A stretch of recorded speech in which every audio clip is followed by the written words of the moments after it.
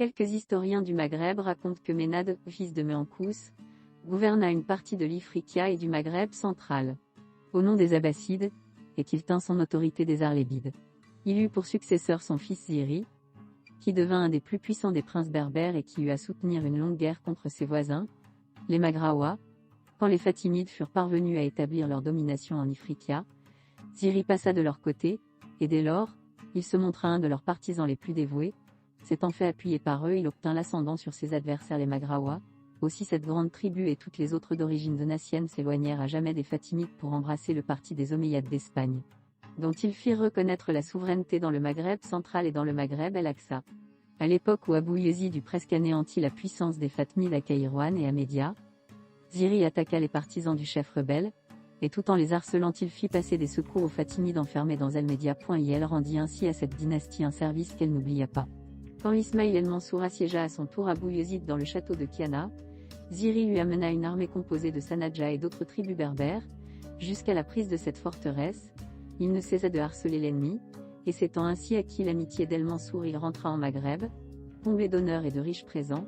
Outre un diplôme qui le constituait chef des Sanadja, il reçut aussi le commandement de la ville et de la province de Théart. Quelque temps après, il autorisa son fils Bolorine à fonder 3 villes. L'une sur le bord de la mer appelée Jazair Beni Mezrana, et l'autre sur la rive orientale du Chélif appelée Miliana. La 3e porta le nom d'El-Mdia. Bolorine fut investi du gouvernement de ces 3 places, qui étaient encore du temps d'Ibn Khaldoun les villes les plus importantes du Maghreb central. Ziri ne suspendit jamais ses hostilités contre les Maghraouas, et il montra toujours une fidélité inaltérable à la cause fatimide.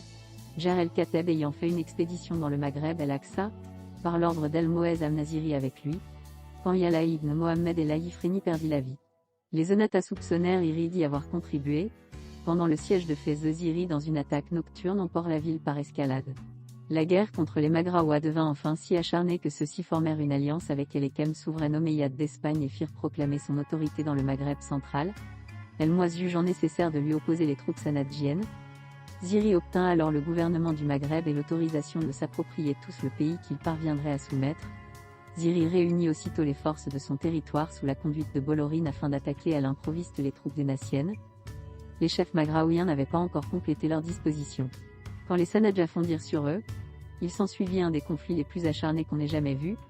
Les Onatas prirent la fuite et l'on rapporte que plus d'une dizaine de leurs principaux émirs y perdirent la vie.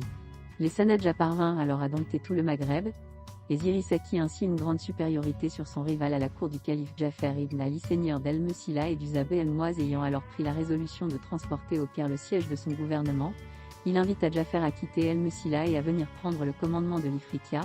Cet émir, redoutant les intrigues, hésita d'obéir et ayant appris qu'un des affranchis d'El-Moez était en route pour le chercher, il céda à la crainte et s'enfuit d'El-Mesila.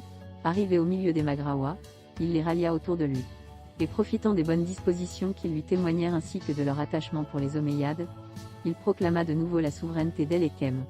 Ziri sentit la nécessité de comprimer cette révolte avant que les insurgés eussent le temps de raffermir leur puissance. Il se hâta donc de marcher contre eux et de leur livrer bataille. À la suite d'un combat sanglant, l'armée sanadjienne fut mise en déroute, le cheval de Ziri s'abattit sous lui, et la retraite des vaincus laissait voir les corps de leur chef et de ses gardes étendus au milieu d'un champ de carnage. La tête de Ziri fut portée à Cordoue par une députation d'émirs maghraouiens, qui avait pour mission de renouveler à El-Ekem le serment de fidélité. Ziri perdit la vie en l'an 971 de JC, après avoir gouverné pendant 26 ans.